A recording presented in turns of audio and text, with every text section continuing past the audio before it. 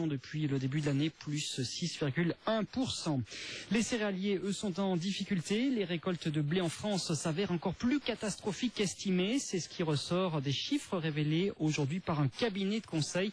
C'est une production en baisse record depuis la Seconde Guerre mondiale. Mathilde Lemaire. En cause, un printemps chaud qui a permis à certaines bactéries de proliférer. Du gel ensuite. Et en juin, beaucoup d'eau et peu de lumière. Voilà qui explique ces rendements encore plus mauvais qu'attendus. C'est dans le nord-est et le centre de la France que la situation est la plus marquante. Renaud de Kerpoisson, président du cabinet ODA. Depuis la guerre, depuis que nous suivons les statistiques, jamais on a obtenu des rendements aussi bas. Jamais.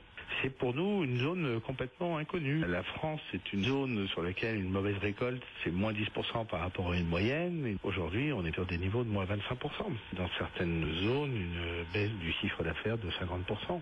Les agriculteurs aujourd'hui vont mettre 3, 4, 5 ans à se remettre d'une telle année. Un certain nombre d'agriculteurs qui étaient en difficulté, je pense aux régions centre, vont avoir beaucoup de mal à passer cette année. Il va y avoir des entreprises qui vont fermer. Le gouvernement a déjà annoncé des aides pour les céréaliers, des délais pour les taxes, des assouplissements pour les crédits, des reports de cotisations. Cette mauvaise récolte de blé va également avoir un impact macroéconomique estimé à 3 milliards d'euros sur la balance commerciale de la France. Mais pas de répercussions attendues sur le prix, par exemple, de notre baguette de pain. Aucune pénurie mondiale non plus à craindre. Si en Angleterre, en Allemagne et au Benelux, les rendements sont également mauvais, ils sont bons en Russie, en Ukraine et aux États-Unis.